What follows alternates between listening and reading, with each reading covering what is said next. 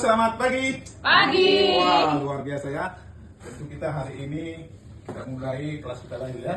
Ya. Di sini berbicara sebagai agen asuransi. Setuju semua ya? Setuju. Ya teman-teman, di sini kita sebagai agen asuransi, apakah kita sebagai hanya agen? Tentu tidak, maka lebih daripada agen. Nanti saya jelaskan. Yang kedua, di sini juga kita sebagai FC. Apa itu FC? Financial Consultant ya. Dan yang selanjutnya itu kita juga di sini sebagai bisnis eksekutif. Ya. Dikatakan kita sebagai agen, tentunya ketika kita menjadi suatu agen di Allianz ini, berarti kita mengurusi ya semua apa yang menjadi kebutuhan daripada nasabah kita.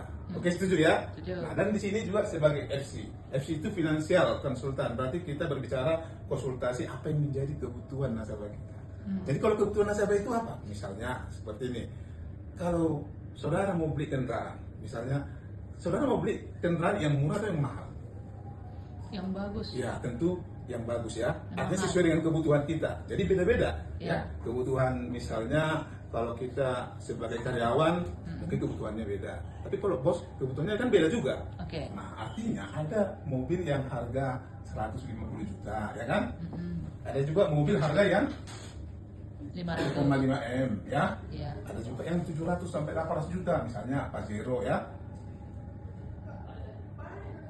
Nah, jadi yang membedakannya apa? Kebutuhan kita. Jadi saudara kalau mau menawarkan asuransi, ya, tentunya berbeda kepada orang yang melihat kebutuhannya. Misalnya seorang bos, Ya. apakah seorang bos cocok untuk berobat di klinik atau di rumah sakit yang Biasa. pemerintah yang biasa? Tentu tidak ya. Tentu Namanya tidak. berobat di mana? Rumah sakit Di yang misalnya seperti Colombia, Siloam, Colombia. berobat bahkan ke luar negeri. Negeri. Supaya apa? Mungkin salah satu menunjukkan status sosialnya. Iya. Kalau status sosialnya dilihat orang, wow, berarti dia itu orang-orang bos, orang-orang terpandang. Oke ya, setuju semua ya? Oke. Setuju.